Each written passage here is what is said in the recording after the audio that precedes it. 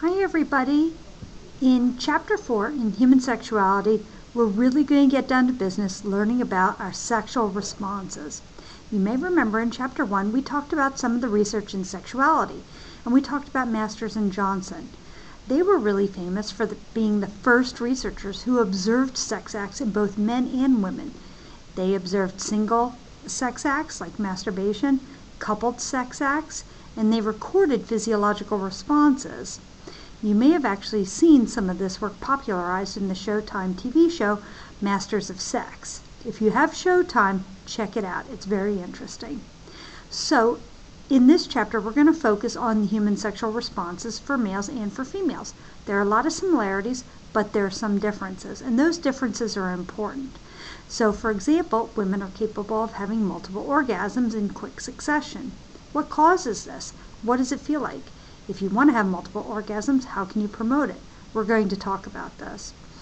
Men need a refractory period between their orgasms. That is, they need time to get aroused again. Why is that? Why does that occur? How can men have multiple orgasms? We're going to talk about this as well.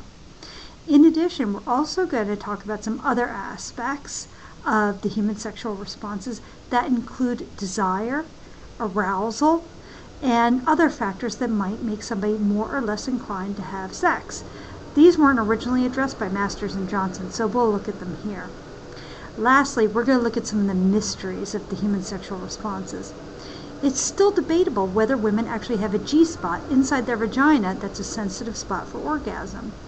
However, some women who report having a G-spot in their vagina and having a very strong orgasm actually also experience female ejaculate. You may or may not have ever experienced it or know someone who has, but we're going to talk about that as well.